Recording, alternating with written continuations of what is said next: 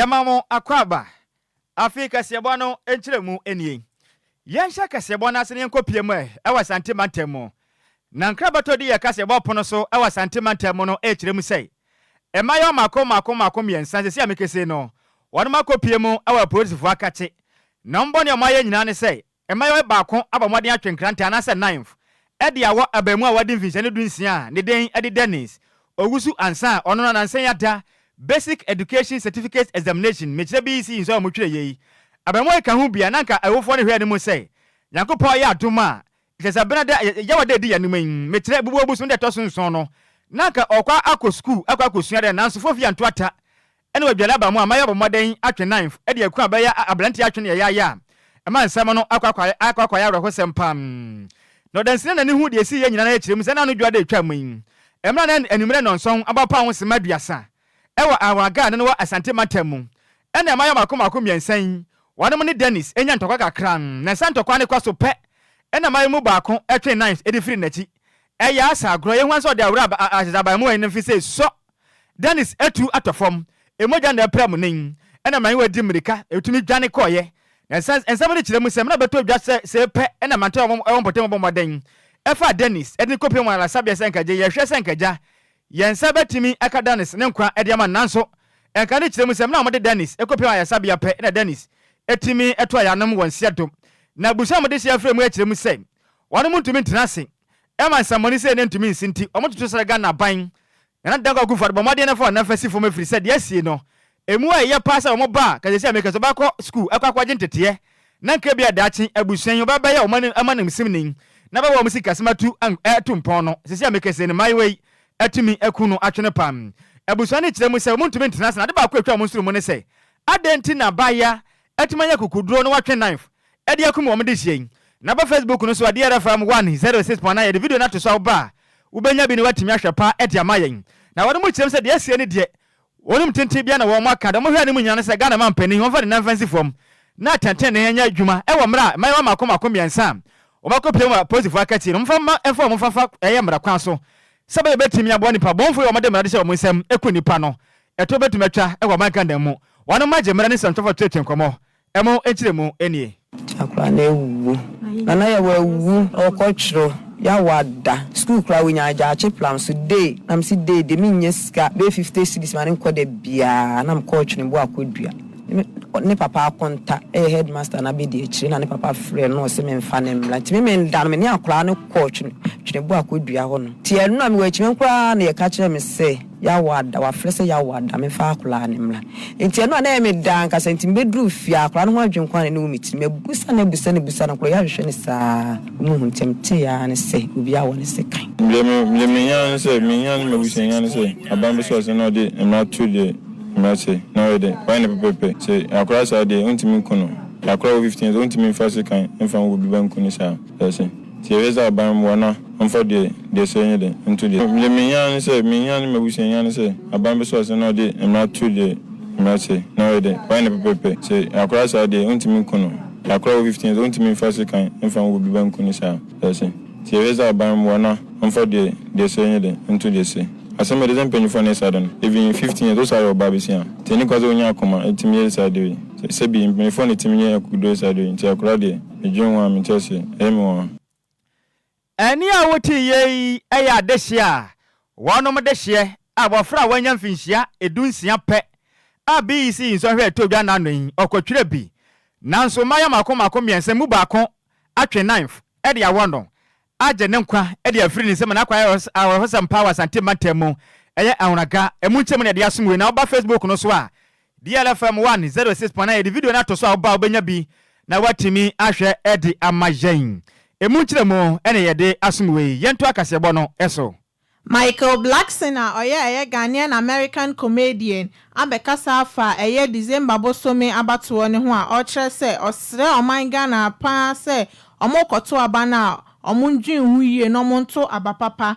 we na okasa eye one nsentrofo atwetwe nkomo na okase eye ye economy no how bebre wom e wa afia etwemu ni titiri pan na eye COVID-19 no into osufre eye oman Ghana for se omonto abapapa ema okandifo a obetimi aboa oman no no show bibiara nkran se so wokoto aba na woto aba papa ne ma eye okandifo papa na ebebo oman Ghana eye how bebre free yeso na emom se wotena fie na wokasa aban na ye say dia entimi nsi bibia ano nti woka oman Ghana fo nso se bibia mu no ye de Nyankopon na di kan fi se nipa ntimi nya wo hwe se how bi si wabrabo ma ni na ye Nyankopon nti bibia mu no mo fa Nyankopon endi kan yenti nsema okan. Hey Ghana, hey the bonfire. I'm just playing. All right. Well, we have the bonfire with this elections coming up. You know, it's been a very tough last at least since COVID. It's been very tough for the economy, very tough for people. The people that have money. You know, we have to find a way. We have to get Ghana back to what Ghana used to be. And you know, let's just keep pushing. Let's all get together. Let's think very well on who should be the next leader, and go out there and vote. So that way, you can't complain about this, that. No, go voice your opinion. Go sign that paper. Vote that way, at least make your vote count. And you know, at the end of the day, just put God first. You cannot rely on a leader to justify your life. Go and be great yourself. Go there and vote. So that way, you can't complain about this, that. No, go voice your opinion. Go sign that paper. Vote that way, at least make your vote count. And you know, at the end of the day, just put God first. You cannot rely on a leader to justify your life. Go and be great yourself. You know, keep moving regardless. Keep moving. Be great, man, and do the right thing. Eni ya uti ye Michael Blackson na oni ye Ghanaian American comedian ana okasa che oman Ghana so sromara omondwen hu ye ansana omato aba no December bosumin. Yanto akase abo no so na yemo emfanwura mum e oman Ghana yemra se bedwam na krata tenten afri mese bedwam acha mehene akache aba na nsema wo nyina ne se Yakopon ya adoma ne du yata eje buobu sumene da etoso nsia emfempi mene du ni naimu eye maseba dwoma cha mahene right honorable aban sumana Kingsford Baben bawo maden wahia ensamtwerefo ne du yata no didi nkomo ediafo o man Ghana e ka menka bia mamwo na afin so ensema do adenjeche o man Ghana mutitiriu efa o man Ghana maseba dwa ho a obo no ho maden ekwa declare ene parliamentary seat mako nan se maseba dwafo we ni mudie wanum nko tena fie free se moko maden aka atira Ghana fo se wanom etimi ekwakotu franka no wankwankredi monti omanga na mamra ene masebe dwom so standing orders no ma ho kwanti no wanom kwotena mba bi din pam na say we ba bonte ne pe ena afayo makin so abomade apagya asem we de kopie mu Supreme Court a aye nsem pima Supreme Court so ahye sense ma hodo a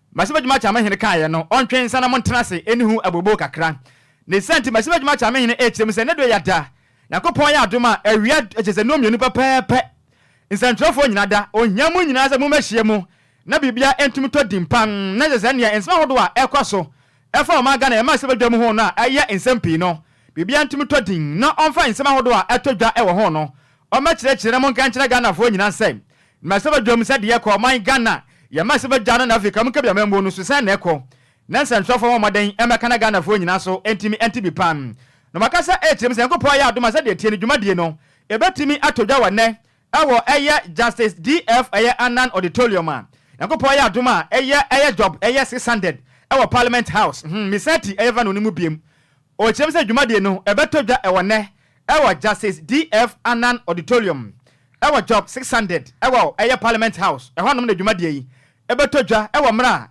ewia no mienu papape abo ena dwumadie no ebehya se weni nkrata hodo a every mesebe dwom acha mehenen eye right honorable aban simana Kingsford Baben aso eye badia kase ba wiei yede mu nkyiremo ede esomo yanto akase bo no eso Omampani dada John Dramani Mahama ono ye Frankatuni ma eye National Democratic Congress no aba bekasa se eye dumso no asanya ba ntina ban no enka no kran no nkyere oman Ghana na we na okasa che eye supporters omo wo Krachi West District ewo Oti region ana okasa aban no enimpefe se eye Kanea ho sensem no eye dumso no asama no ho so na so enya ade a omo pebu anomaka no kran no ache oman no se ne be ya omode o ha okase ebeto aban foforo a oba bedi akunya no we na Mahama so ekase eye Kanea ho sensem ya abai oman ya aban no omo wo so no omo pese omo beka ho asem nti omo hwe se omo beka ho asem no no de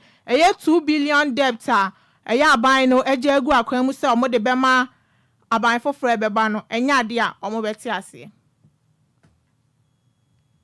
ye ka say ye kanya no engineer so if we say fidie baako a your friend Sunon Asogli plant omo dum omo power no because aban e de omo ka sika bebre enti dum so ababiom enso we mo esan say omo nye no credit for endi se abreso ye ka che Ghana for say electricity no enso enti ye be che ne kakra akra ene ye dum a echina ye be san so na yama we mo ni ama we ene your friend no load shedding timetable we mo de omo dum omo power no because aban e de omo ka sika bebre enti dum so ababiom enso we mo esan say omo nye no credit for endi se abreso ye ka che Ghana for say electricity no enso enti ye be che ne kakra akra ene ye dum a echina ye be san so na yama we mo ni ama we ene your friend no load shedding timetable we mo de omo ayo omo adwen twetwe ye ma load shedding timetable if you say ye ma load shedding timetable a Ghana for be ka say dum so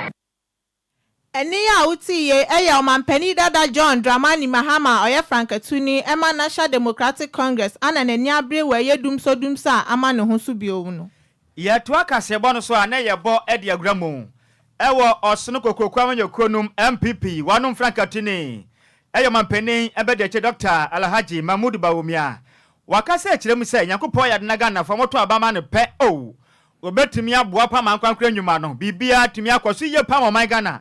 Ya ho atimi atoyempam ema doctor ekase na okirem se ade ba ko esi na koma so ne se Nyankopon ya dum na Ghana fo e de abanwa kese ni kini de ma no pe se nkwankwa tena amampani atena ye pe obabua pa na odi sika jese ne 30 billion Ghana cedis e de akwa aboa e de ahya nkwankwa nwumam ema nkwankwa nwuma so atimi afa no toma pra e de afua ma man Ghana so empotudwuma no meburu no so atimi anya adwuma ye pam odi se wanya de tudwa emra kopie mu awa aboa kwa RC eye primary school ma eno wa sante matanim eno wa antwema ngobiaja south abato mpesu asom eno wakati lo chirem se 30 billion no obaba boa pa ma private sector no eye initiative wade baba no betimi agbo pa nkwankwa nwuma no so etimi akona nim ye pam wasanse wakase chirem se ade ba ko esi na koma so pa se da na koma pon so ne se oba pe Ghana fo nyina da kese ne buy Ghana first eye policy ne betimi agadwuma wo ye Ghana ni a onkofa ne manfamfa mo no ne beton ni nyina ne sanema wa magana mu hana no wankasa na Ghana fo ye beto se betimi aboa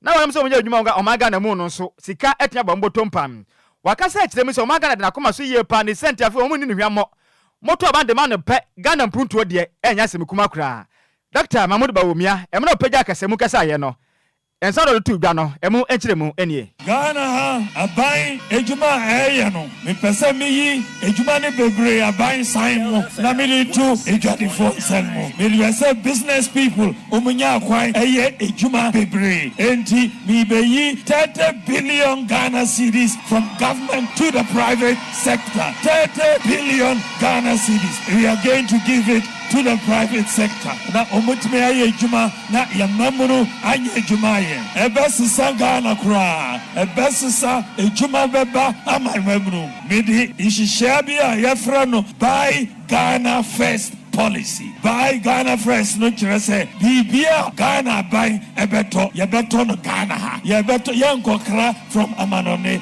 we are buying it in Ghana here and no ena edi ejuma ebeba wikina mulim say mini o mampenyi dada ena ye kure ye to manu bi ma obetumi edi o mampenyi efie nan ombebu akunta o mini moto no kire say bibia Ghana buy yebeto no Ghana ha yebeto yankokra from we are buying it in Ghana here and no ena edi ejuma ebeba wikina mulim say mini o mampenyi dada ena ye kure ye to manu bi ma obetumi edi o mampenyi efie nan ombebu akunta o mini motomamia metumi abaha metumi aye president efie watching enti efie nan do a jisa mesamba ejuma egbeja south constituency maba aboaka abebu akonta amamo enti motomamia mayire ho aye ejumade amamo eni a woti yo mampani abede kire se amekeso no na ye Frankatuni e de ma MPP osunu kokokwa manyoko na wokire mu se one de moto abama ne pe owo mfinhia mako nwotwe wonani mu nte no bebu nkunta na mom moto ma mampani dada one ye Frankatuni me ND se manyoko ne dia emu amokra emu enchiremu ena yede asumwe Chairman Emma Eye National Democratic Congress Johnson Esiedun Ketia abekasa afa ye sika ne niema a ye opposition party no e de hye abato nim se ne be ya amanfo ne beto aba ama wom na we na okasa na o se saa niema ene sika ya omu ye ntina ya breka bi na menka bi amamu na sekra nti wo hye eye amanfo moto aba nyina se ema mo hwe niema ene sika ye de ma wom na mo monto aba papa enyi openi papa obetimi adi oman ne so okasa asem we wa bra one eye party supporters wo akomada na Francho kasa wo eye Ashanti region no ana oche omu se NDC amanyoko ne de omu wone ma papa egu akwan mu ma oman Ghana into omonto aba papa no mu ema NDC no mu njai se opposition party ne edisika ene niema dada wom say to aba now my politician bi hunu say wo de oye bibi mpuntujumo wanya juma yanto mano na ha de oye wanyo ya beto ama ene amemfa sika no nkoye baabi a ne ya wo mo beto ama no na me abeka wo ma ye befa wo mo mano eno nti enna mo ama ba MPP no ba na mo say twa mo ho esu ba yan susu ho hwese ka kwanya ye be ye free ha kusikira say ya nye ne ade kwansini mi na no na mbeto ama no dia say nyina ye be sua e mo che no bi aso ye ba sika ya de be ye mpontuo no ne aso ya jai ye bisa mo say emfie ngotwi ya na kufu adu ne ba omi abetra konwa so yi say ka say obi anya no say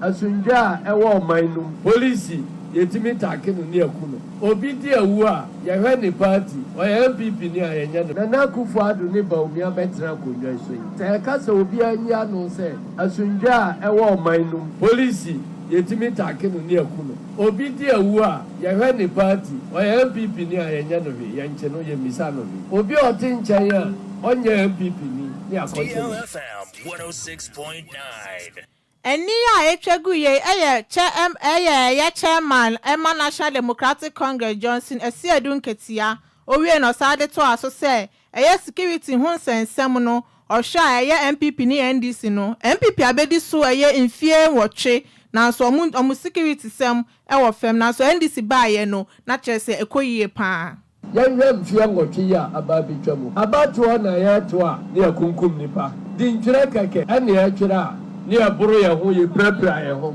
baabi biara asɛmu ni wobɛte na asɛmu asɔre wɔ hɔ yɛtutu atuo wɔ ha ɛdwira yɛtutu atuo ne aku nipa ayawa so wɛso ɔbɔ ne yɛtutu atuo ɛne yɛ ne mo kasa yi mohwɛ deɛ ɛsi wɔ bɔko yɛbisa mo sɛ mfia ngɔtwe ya na kufu adu ne ba omi abetra konwa so yi se ka se obi anya no se asunja e wo omanum ene se ebra aba betwa mu a president fo na aka mahama ne emu de wa he na asunja wom ene amamu we ya betra mu soja kura yetimi koku no police yetimi take no ne aku no obi di awu a ye hwe ne party o MPP ni ayenya no we yanche wom ene amamu we ya betra mu soja kura yetimi koku no police yetimi take no ne aku no obi di awu a ye hwe ne party o MPP ni ayenya no we yanche no ye misa no obi otinchen a onye MPP ni ne akoche no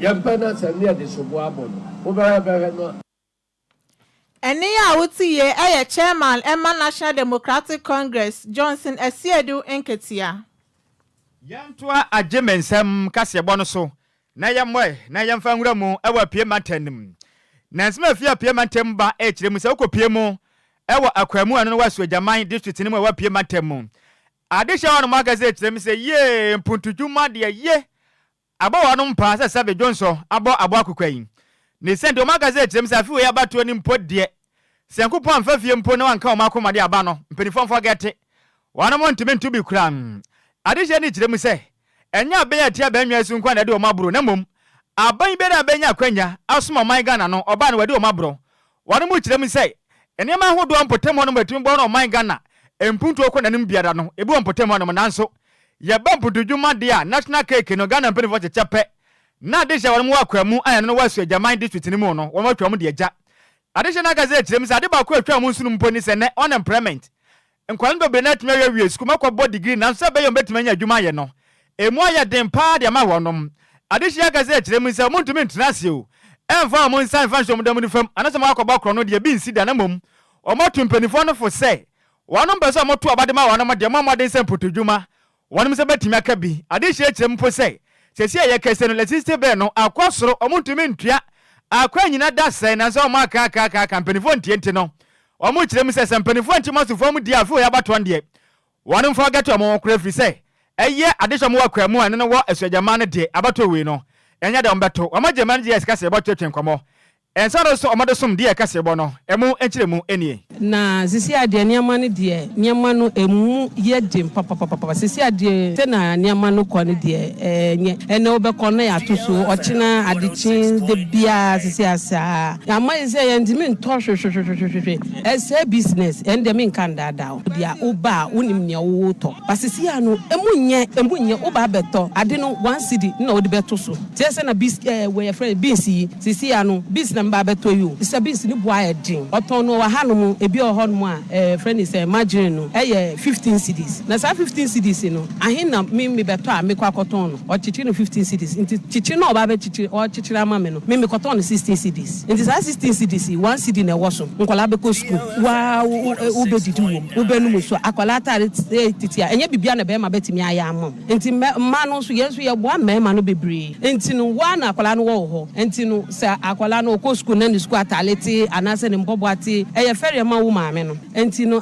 sana etia no sia de o mani de enkoye kura ene me nkan dada enkoye bako mimi gina we mimi si mimi ntu aba bia because mimi hu faso bia menya me koto aba no kura menya mfaso bia wo so me bre na eno ana me bre bibia ni hon ma be sisa ma adwe. You see, one of the challenges we are facing as drivers is that the spare parts now is very, very expensive because about 7 years ago you can get a shock around 70 cedis, but now it's around 600,000, 1,005. So you can see that even though we are working, but we have nothing to save. So it's like hand to mouth. In those days, you can see a driver owning a car, but now it is difficult to even do work and pay. So that is the most important. I think that if everything can come down and the duty can come down so that we, the drivers too, can purchase the spare parts. I think that the 24 hours economy is one of the best things that can. Why do you say so? It's because, see, now the employment situation in Ghana is so tough. People finish school. All of us here, we are graduates, but because there's no job, and then we have to start doing all these things. So I think that 24-hour economy will help because at the moment, 3 people can go to the same work at the same time in a shift. And if the government can do that policy very well, I think that the employment issues will reduce drastically in Ghana. Any awoti ye ayadeshia one more akwemu eno no wo eye eswajaman mensinim ena omo chirem se de yakono one more so aye shepa ne senti abamba no homade no meboa wonom ewo mputudwumam eno akiri ana akwemu eye asebu hene eye na najan oduro da power to so mienu ono so aka se chirem se emputudwuma bia ekwaso maga na mu ne de ye mpenifo yi omatwa omaja omayi omafiri ne nyina munana se wadwene ho awante ase onim bone odi adi Ghana empenifo do manya kwanya abesim wo man dia pa na wono magye emfasode ahodo amunya di fia pia mantem titiriw ene akwamu asogyaman eye mansinimu no nyasem kuma wo nanso afibia la dunamo ye mpontudwuma na akwamu for the sabe matwa mu de agya na nakaza akire mu se de asi na ye ne ya pa every say omuntumi ntena se wo man Ghana mra empontudwuma ye kɔ so beba wono se sabe dwonso agba akokɔ ne senti wakaza akire mu se afiwei empenifo nya biribi ente sade a wono so ebafa wono ho adwen emu enchire mu enie. Seriously, I think that we have not been dealt with fairly. Yeah, taking into consideration what we provide for the nation, especially the dam and then the market. No, this market supplies yam to Tema, Kumasi, name the places. But we are left unconcerned. Our roads are not good. When it comes to electricity, for instance, the bills that we pay is so exorbitant. You understand? Imagine if this dam was built in another region. I think that power would have been free for all, for the people here. But the amount of power rate that we pay is too high. It is too exorbitant. The constance where power is actually being generated. Seeing the lifespan of the bridge, I will suggest that a ferry, one of the ferries that were taking here, should be brought back to ply the river so that the bigger trucks up to a certain tonnage can use the ferry in order to expand the lifespan of the bridge. Eni awuti ye ukopiemo awa adesha one mo akwamu ane no wa asuajaman mansiri ne mu a ono na ye ohene awa akwamu asebu ne den ede nana jan oduro dapa otoso emienu nene na yade asumwe. Parliamentary candidate Emma Eye Kropon constituency we Epoye Mantemu Sammy Ewuku akoye adoye kese e de amane manfo a ewo constituency ni mu na we no de eye bicycles ekoma health facilities ene eye senior high school edu a ewo important mu se na ebe ya ombetimi di edi omujuma na osanso de eye hair dryers ene niema ye 2 boxes a ebe boa mason ade panfo ne omo yeti no na ebe boa mu na ye economy na ama ne ho so no ebe bre na se we na okasa ye aban no e won hyehyeye pa ema eye imebu no se na ebe ye omo benya adwuma ye e won ne constituency nim ti over 2500 young people e won ne constituency nim de omo adwuma ye intino ansa na aban no ebeba aban mu biamu no na chese imebu ni na enya adwuma ye intino sra mara se omonto abanema eye Dr. Mahamadu Baomia no mbedi akunya no won hyehyeye pa egu akwan mu ma oman Ghana Nuni echiri enene yetimi apon won awudwumadie bebre a ya kire won ne tam de omon saso be ye adwuma ebi epamade ebi yetie ebi ye mesi adwuma ebi ye carpenter adwuma ne ye de ne ye fenisi ye trenu we asan ma onia ma wode ko hye abrabo nase nti omomo mani ku ase na America chom se ewi ase ne obi bibi ne obi bibi ne ne awaye ne ye nti nyame dom yen na odom omo soso na adwuma omo ye na omde ahoden odo komapa ene ade hyemu a ebe wiye peye masanso so adaban ase on their behalf Mr. So as candidates me ma chebedwani Mr. me support Dr. Agyei ne bebem common fund ene afi be kwa kope ebi so aba be kan ho na ma kwapement me atumpon campaign de be adu no de ato akeka nti MZNDC for no ato makeka no kreni emza wo hwe enema na yewura John Dramani Mahama ebusa no ha yama no ho abakosem nti ese onyi no so mra. The good news is that next week we will have an opportunity to speak at the Ghana CEO Summit. Our Vice President NPP Frankatuni will share his vision on the economy and on also modern yabo. President Mahama will be on the same platform. To men worry yabo need to speak at the Ghana CEO Summit. Our Vice President NPP Frankatuni will share his vision on the economy and on also modern yabo. President Mahama will be on the same platform. To men worry yabo I hon yeba. Nti ni ogiri so nya ho muaye no. Be ma ni muaye wo ho no.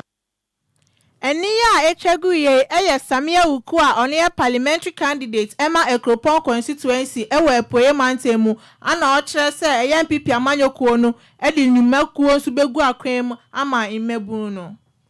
Nese Sammy Jamfini wakase won. Ai. Ohye ho pa. Mete ne kan chepa o. O ya adoye wo ne constituency pan nya asem. Say okoji abo wo fa ase ne no. Okoji abo ankase wanyi. Ne wo fa ase a. Nansi wo so o friend na chepa. Nanti wo momode ya na wo friend wo fa ase te ne kan che. So no aso na Ghana ye friend say National Lottery Authority for no. So na director general. Aha. Social ska wo pa. Okoji abo se nansi lotto no otwa woni nti no. Ama no hu ye kwadim tinka. Onim kwanya obetumi afa so obema na dibie. O na Sammy Ewuku pa wo fa ana otwa lotto anu welusi ana nyo. I say gangster card is what try bi ana bo nchan. Sammy Ewuku. O kire mi say body be fa do de aye wo. Wo fa ni pompa. Ge we de nke be ya na nka. Consider na kakre. Yo, ye free Sammy Ewuku ni say nsem yen ko Facebook no so. Ghana de share do madwen kire e de aban. We every odo itema. O say NDC as a party has nothing better to offer Ghanaians. Hey, wachire na dwen. O say abanamba ya monton fama Dr. Alhaji Mahmoud Baomia. Every side the pen na the nchen and the free be say free churches no. E be san atoa so pa yo ya dase. Wensu ya baba Mahama oboase. O sin kunumdie e betimi akọ ade ma US president ne de o say ye Donald Trump ne betimi afa pan. Yo yate why. O say o fa pe e be san so afa. Ne mom no o kire me say okay, o kire me say we de say Trump no tumi fa akonwa na. On penada John Dramani Mahama no yen competent intentumi nya nsusanso bia wo so. On de nya de obetumi nya fa and Ghana vontum na. And they say Donald Trump no be fa akonwa nje so yen penada danti. Ghana so bi be si o kirem say we de bi ntumi nsinti yen forget kra. Yo, ya dasen. We eye piaga na o kirem say oh say no to desperate man Mahama and his NDC. Yo, yate why senior yate pan. Dalek eye ayeten. Wase wa hwe live edi free eye nkurakan. Good afternoon senior yanso ya jo so pam ya da se pasa wonso wo hwe yan edi free eye nkurakan. Wo so betimi de wadwen kire no ede ya fa Facebook no so DLFM 106.9 de ba. Ya baje mrani akenkan ni nyina da ede amount. Yentoa kaseba no so en. Yegusu agina mu wa PM atani man yenko PM ewa district chief executive ede ma Fantia kwa South eye mensere nom ewa PM atemu ne den ede NS ofosu abon homaden ene masebedwane ono egina mu de ma adehia wanom ewa Fantia kwa South no eye Kofi Okere Yekum ena afin so parliamentary candidate ono so etu franka mpia ye koni timu ade ma wanom Fantia kwa South no ne den ede Duke eye Ofoli Ata omu nyina ka bom asi amekese okopie ewoye Osino abato mpeso asa ma omaden ya edi dwada tam ede ma adehia ne se omonyi dwai nantimi emo na adehia omudi dwa e wopotem hono mo no e ma dwadifo nso wanu masitram entimi enkon kan ye pam emla hwanabo eye chief executive officer ede ma Fantia kwa eye South no eye NS ofosu kase na okirem se sanda moto wo moto we ni nyina ne se adehia wanu mo Osino no omo betu na nim se eye kese no ha dwinye pa fiso masitram enkwaye ukro mo mudwane mu a bibia atete apansam ejana bia wonu mu bi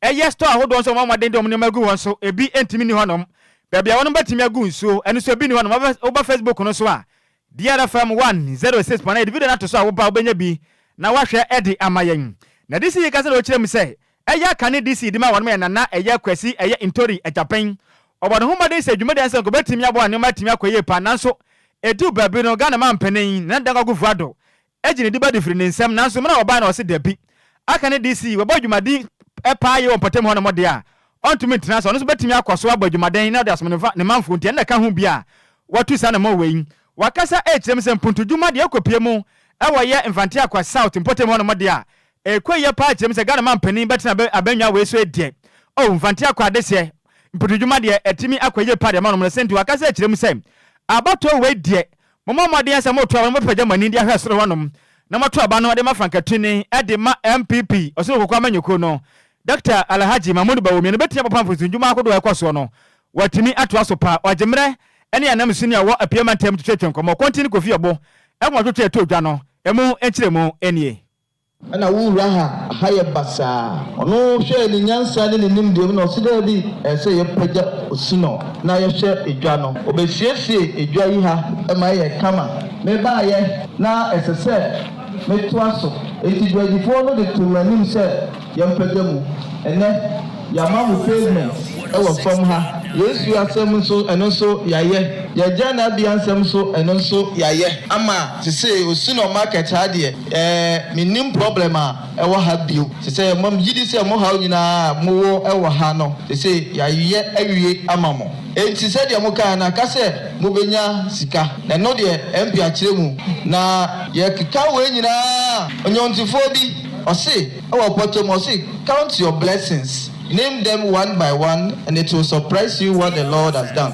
So ya the buyer kasemwa or see kai winsira bobosu mako na wo bobosu bako be yena elbe ya onwanwa se onyankopon no adiri anase de nyankopon ayama enti de ama bobosu ama onyina kire se aban yi baaye na ochiche mpuntu dwuma no ewo Ghana fana nyina mako ana fe Fantia kwa self mensi ya chiche ne kakran ewo krobia so no Osino aye mensi kropon no de yenso so ye de yenya ewo mensi so emfaso eni enti enne ye beda mu nyina ase na ya kire mo se de munya otwani honhom na abotre de ma ye no enne ye de bibia ba wiye no wo be koso a de mpaibo ata ye chi na mo bom mpaya mo de aban ko self mensi ye chiche ne kakran ewo krobia so no Osino aye mensi kropon no de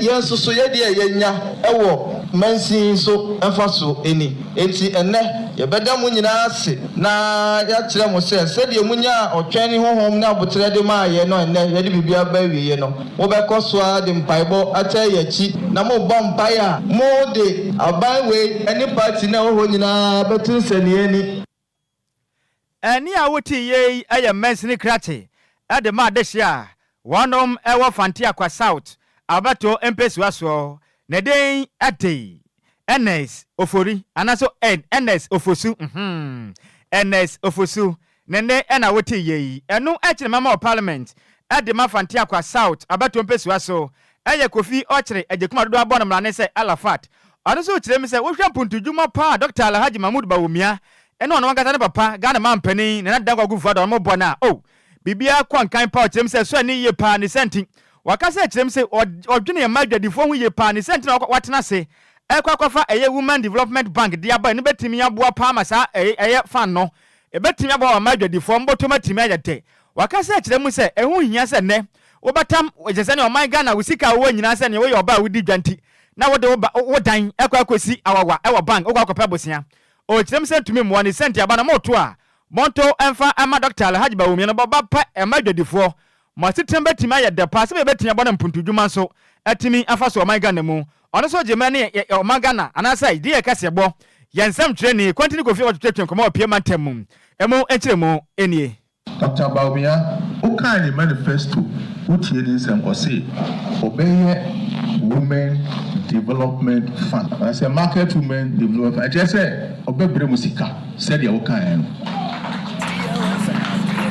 akwa ba kunu de o say ono de obeti bank obebie bank na bank no ebeye man kwa bank na yewa hai yewa daje ya de ko bank obi so obebre osika e wo dwa so ha na de atwa wo dwa so obi so obebie bank na akwa no de ayi pade akosi awowa no amount loan.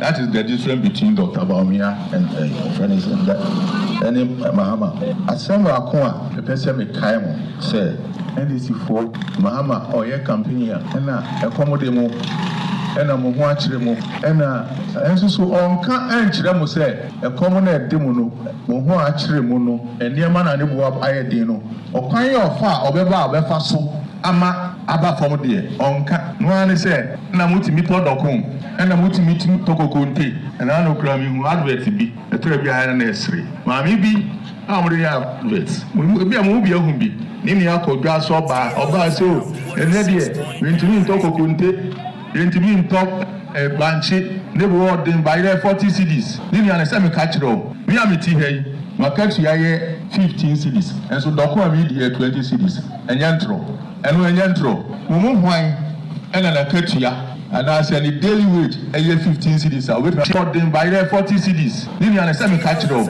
mi amiti hey market ya ye 15 cedis enso doko ami di 20 cedis enyantro enu enyantro mumu hwan ena na katua ana say the daily wage eye 15 cedis a we akoto dokun aje hu enchinam 20 cedis eni awuti yei ukopie mu awo fante akwa abato mpesua so no ena mese bedwane edima wonom ne din ede kofi ochire jekuma dodo na esan mra no say alafat nene ena wuti yei enu achine parliamentary candidate edima adehia wonom ewo eye fante akwa south abato mpesua so eye duke ofoli ata onto ba maden ebo mese bedwane a wogina mu edima adehia wonom ewo fante akwa south abato mpesua so eye mestre kofi ochire jekuma baso pam o chirem so obefa banwan traso wabo papa mane ma papa party mi akoso pa mesi amekese no empotudwuma pa wa pede wa potem wana mo no sabe edo so sabe ohwe mu nwi kura ne senti waya ade pa nso no so aka se chirem sa fu ya bato afede mmomode na monto emfama na afi nso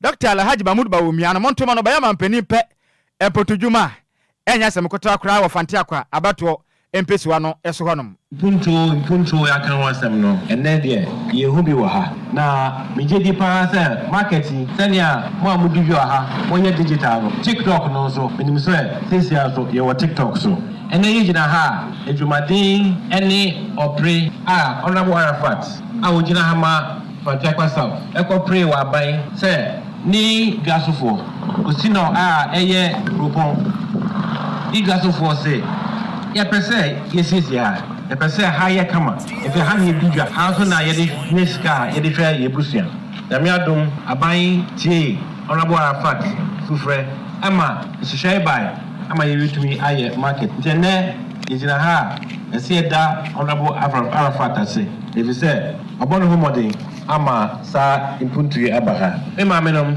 enche ebeko abato asena munyim no MPP ya aban ono de impunto na da ne so se wo fa adesua wo fa impobodin ofa bambo if it says anye me na wo ho a na impuntu to me ba na anubi na yehu no wo ha say say no pay there benya etie say honorable Arafat wo ha meye o sitie man na yuma pa wa hyehyɛ me so bɛkɔ akɔtoa so apre na patakwa south titiri osino so afa ne mpa ntama pa efra ani a woti ye yukopie mu ɛwɔ Fantiakwa south ɛyɛ abato mpesua so a ɔno ɛna yɛ parliamentary candidate ɛde ma wɔnom ne den ade Duke Ofoli Ata ɛna ɔgye mmara ne yɛnsɛm twere ne konti hene Kofi ɔtwetwe nkɔmɔ no ɛmu enkyere mu ɛna yɛde asum wein yɛtoa DR agye nsɛm kasebɔ no so ana kasebɔ no ɛyɛ official. It's official. DLFM 106.9. It's official. DLFM 106.9. Yantoa kasebɔ no so na yɛmɔ ɛmfanwura mum. Our Minister for Environment, Science, Technology and Innovations. Ne den Eddie Ophelia Mensa Hayford. Ɔden sema tudwa kyerɛ mu sɛ Yankopɔn yɛ adoma. O Ghana ban na dankwa gufado da no. Ɔnam wɔn maso yɛ ne so Eddie dwumadi asinu kuba betumi aboa mama implement ɛyɛ policy. Ɛno betumi abɛboa pa ma man Ghana esi amekese no. Ɛyɛ Ghana Space Science and Technology Institute no. Ɛba bɛgye ne ho pa ma abɛyɛ ɛyɛ Ghana Space Agency bɛgye ne ho pa betumi abɛgyina ne naso brane. Abo adwumade ne de eno ankasa na ebete ne ho ebedi dwuma ye pam osofo ankasa na okyem se obetimi aboa pa masa eye Ghana Space eye agency no ebeye adwuma pa ene oman Ghana omo ne mani behwe wiem we de ewiem pa anya sem kuma sikapa Kwadwo wakọ wiem da dabi o onko wiem da na me ko wiem da isi da say plane na obefa na say ebeka se wo obenfo oh ye ba ko wiem we de o mbetena fom ha ya hwewiem pa no masan so ahwa asase we si akwana badie pa hu niama ebesi o man Ghana dache se ne mabekoye se nkoye o mbehwe wiem pam ami ko banim na o kase na o kire me se o mbehwe hwe wiem pa se o man Ghana wiem nsa kira ye na dasen dachi bia yekua ye na bekoye galam se ne age o man Ghana nso nyina boso ss ye nso se bekoye bibia beto dianan no matimi abomaso ye na timi age ne ho pa aka ne de na enye ne ho ye masia de Yankopɔn ya de na mpelifo ne mapagu akwan mu na mutumi implement policy no mbaye eye Ghana Space Agency na bibia betimi akodi nye pa omani de age o man Ghana ewiem tese ne ma hodo ekoso edi akotena ewiem sakyraye no omatuma de omani de age de age ye pa bibia timi atodin pam no so for ameka se ono so na sagina mu eye masebe dwene ogyam de ma de hia wanom ewo eye mfanteman abato mpesu asom emna oni stakeholders wo mo ka bia wo nyina de anhyiamu o Ghana Space Policy no edwumadie no mpa hontoma no ena okase no chem se ekese no abana ye ready se program no betumi aboa mo man Ghana eye socio-economic transformation no bibia atimi akoye pa e de ma o man Ghana wasa ka se kyerem se ekese no man Ghana ewiem sa kyeraye na du ba bia na ebisibisi basanti sana moto mba betuna Ghana Space Agency na bebedi akoto ma Ghana mu a e baba ya so ye gina na ono ankasa gina na so di dwuma no e betumi aboa pa ma ewiem pa de hunufo atwa hwehwem yiye pa ma hu se o man Ghana ewiem ne ma die ekoso ne de bibia ededin wakasa kyerem se na so ye no mmomaden ese dwumade we yasen ewo 2022 March nim na o mkyerem se wo mbetia ba mmomaden pa na se mkese dwumade ne guso ekoye se Yakopon ya adoma oh enkasa fu we nko nanim na Ghana mampenin na dankwa gufado ensina benya so na ono akase na bedi akire Alhaji Mahmoud Bawomi adbafa benya akase atan so de oh na sa eye Ghana Space Agency no eba bedi dwuma pa ma dwuma etima akoso ye pa de o my Ghana o jemani yensam training Sammy Opoku edin komo emu enchiremu enie you launch Ghana Space Policy. Bi obi be dream say space policy ni che say common anaze bibi. But ade bia ehia Ghana ye papa in this technological world. Na yin say we are senate to make economy ama technology and sa policy enhyehyɛ a ebeboa ama the structures atoho ama yetumi enya yankasa yan satellite. Say yenya ebeboa yan woniema bebre. And Sammy na ebeka say ebe monitoring no ebe cover all the spheres war assassination na say ye man say Ghana say security ebe boa ye bambo say na wote assassin mpo ebetimi a kire because we'll be able to gather data you see assassin no ne when he ahe dodo ahe na ya say no ahe ne dia ye kua ahena yɛde ayɛ mining ahena yɛde asisi adan ahena aka yɛbɛbɔ ho ban sɛ yɛ forest mpo anaasɛ yɛ biodiversity kora no ɛyɛ ho ban bɔ this space technology betimi akyerɛ yɛn nyinaa na sɛ wohwɛ a one key ma meyɛ security ni nti ma menka security kakra ɛne sɛ yɛn nuanom atwa yɛn ho ahyia no basabasa yɛ ɛrekɔ so Burkina other countries space technology betimi aboa yɛn sɛ yɛ fight terrorism a bɛma yɛn hu nneɛma ACC around us ɛni a wote yɛyi ɛyɛ mame Ophelia Mensa Hayford ɛna wɔkyerɛ m sɛ wiem ɛbɛboa paa ma ɔma Ghana deɛ wiem nsakyerɛ yɛ ahodoɔ a ɛkɔ so enipa bɔnfo a monam ɛsɛ ɔma Ghana yɛn nsase ɛne ɔbɔ adeɛ adɔnkoma adeɛ ahodoɔ adeɛ akyɛ yɛn na yɛsɛ ne kwa no obetumi aboa paa ma saa nhyehyɛ no bibia atumi atodi mpam owie yɛpɛ ɛna nsɛntwerɛfoɔ yɛne a DLFM yɛn nsɛntwerɛni Sammy Opoku ebisa ne sɛ yɛ maame yi na deɛ wokan anso Ghana deɛ yɛ nimo woyɛ hyɛ sɛ maho boa tom every side bɔhyɛ ahodoɔ na Ghana mpanyinfo de obi a mo bɛhyɛ ɔman nanso mbɛwie no bibia ntumi nkɔso nti wei mo yɛ hyɛ sɛ deɛ mo kan mba ne pɛpɛ ma Ghana fo ahunu sɛ yes sa Ghana Space Agency bibia bɛtɔ di ana ma mekyerɛm so Sammy nya abotre Sammy uni anya asɛm yɛ nya abotre firi sɛ aba na yɛ krato adeɛ biara yɛ pɛ ebetumi de adi dwuma wɔ yɛhyɛ hɔ bibia da tin nti no mo nkama koma mfa ntom yam sɛ ɛfa na equipment anasa infrastructure bibia mo pɛ no aba yɛ krado sɛ de tie bia no sa implementation bɛyɛ dwuma ma ɛyɛ Ghana Space Agency na bɛbɛdi dwuma ɛwɔ ma Ghana mu ɛno so mu enkyere mu enie yɛayɛ more than crado sɛ wotie presentation na mo wɔ satellite BC baabi a abandon a ɛnyɛ adwuma gaga na keka ne ho bɔ mu ama yɛayɛ yɛne South Africa sign agreement ama yɛayɛ ma yɛ operate na it's still an institute nti ɛhyɛ adwumakuo bi ase na sɛ yɛpɛ sɛ yɛ upgrade yɛn ho ne yɛkɔ yɛn anim a ɔsɛ yɛde yɛn ho yɛbɛda ade yɛn ho ɔsɛ yɛnya policy a yɛbɛtumi de ade yɛn ho nti this policy has come at a time a ɛbɛboa yɛn ɛfiri sɛ sisi a yɛpere ne ayɛ agency nti sɛ yɛyɛ agency ne wie a yɛade yɛn ho yɛbɛtumi ayɛ biribi a ɔsɛ obi ayɛ bi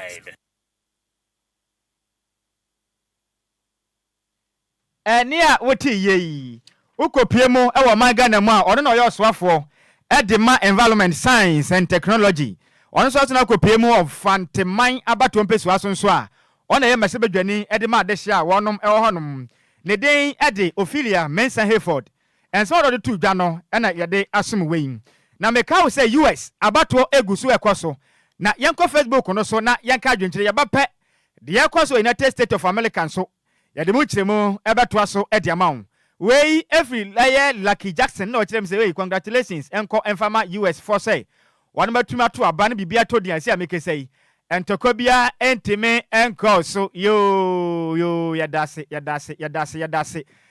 na US nso de bibia egu so ɛkɔ so anya sem kuma abato no egu so a yɛkɔ so na deɛ ɛka se yɛbɔ deɛ yɛde ani di abato no akyi papa dɛ asam no ɛtɔ benkum ɛtɔ nimfa yɛde ba sammo sɛ yɛkɛsɛ yi ɛyɛ Kamala ɛyɛ Harris na edi nkonim anasɛ Donald ɛyɛ Trump ɛna edi nkonim anam ɛno so mo nsam no yɛde ba sammo kasɛbɔ so ansa na yɛsɔre na menkɔ me nua ba Adjoa Sikapa ɛnkyɛn nneɛma wura mu wɔ US deɛ na atodwa na ɔmfa ɛsem yɛn Adjoa fie wura mo no ne yɛnkyɛ deɛ ɛkɔ so we dear Donald Trump nsɛnsɛm ya na when they also no pa over ha no ma Donald Trump over Donald Trump na deɛ ɔmo de toto MPP ne NDC ho ɛne ɛnya asɛm ketewa nti no ɛyɛ votes na abetodwa no Donald Trump a ɔno yɛ Frankatuni ma yɛ Republican Party no ekita 71,183,547 votes ɛno yɛ 51%.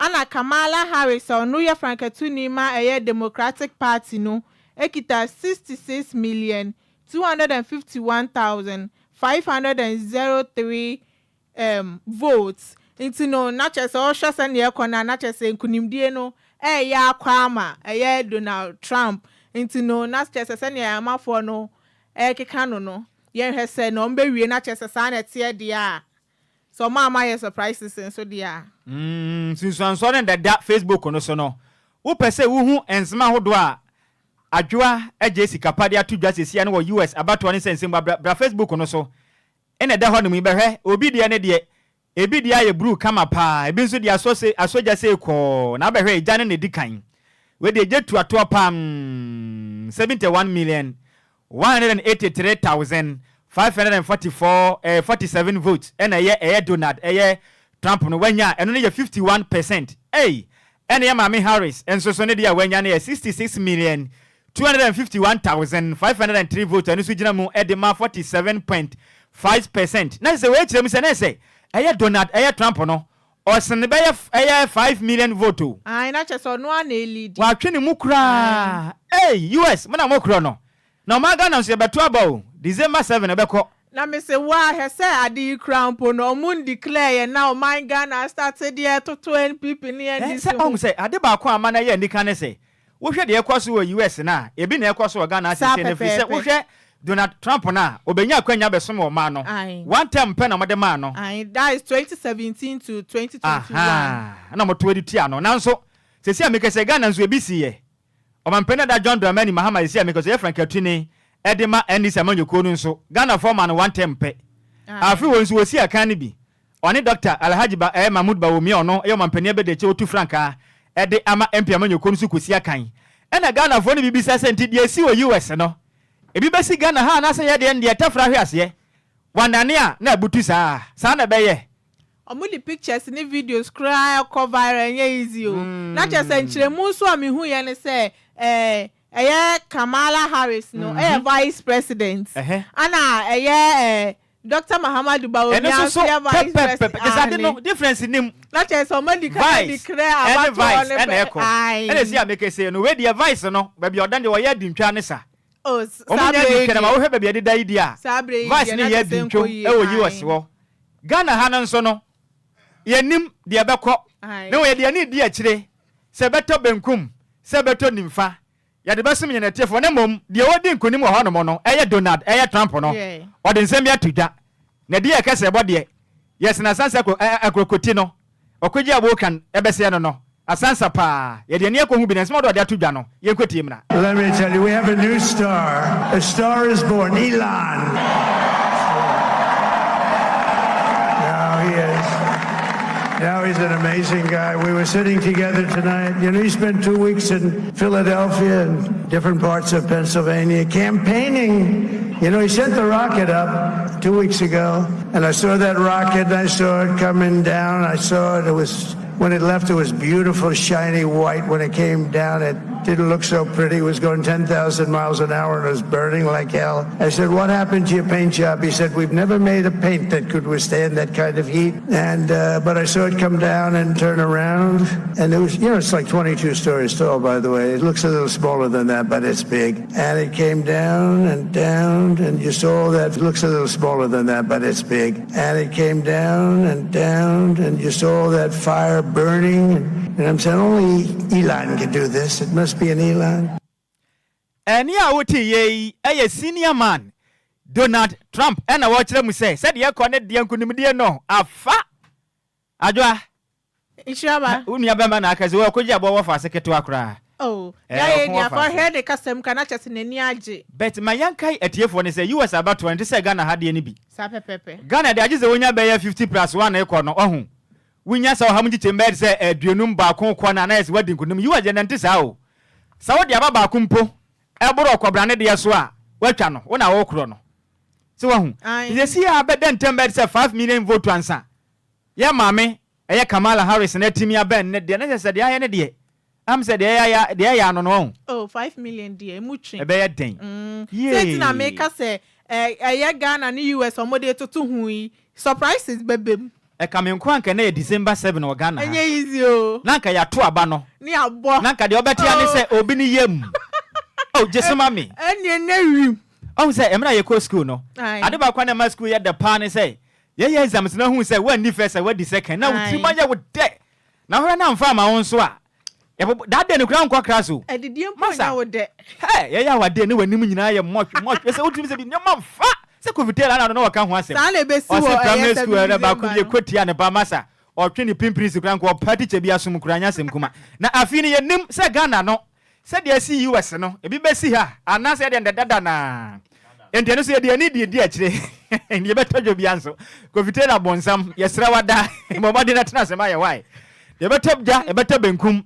Ene ni mfansi ade basum na wei US amana ne bone de ye ne ya boss okoji abokan senior no manam mesi newsroom no mo wanawo se wo monitor de yakwaso ani eto dwa na de abasem yen oto dwa na abasem yen ene mu sin kire mu ene yetwa epokoko e de na echemu amonone ya de nsem mu nsem so e de wasem we na Ghana de hyem na se we sin ebegina na agye nsem kase boy ensa so na wie no ya de nyina ebesie kase ba mu semfo ya mace meber antwi esem de mayen afin so okoji abo okran senior gangster kata no manam so boy yen e wo kase botemu champion terra kofitera ba kope senior bonsam henen obomade ye de kopie mu e wo Facebook no so makase bosu nya bi hweye e wo Facebook no so nya no me na yetena sede kase obasem wo no e dia meje so e ye Nhyiraba Kwadwo Sammy B mene Adjoa Agyei Sikapa yes sorry sway na ya rese US akane mampeni Donald eye Trump no ya rese ne said ni tirin kwa o ananya sa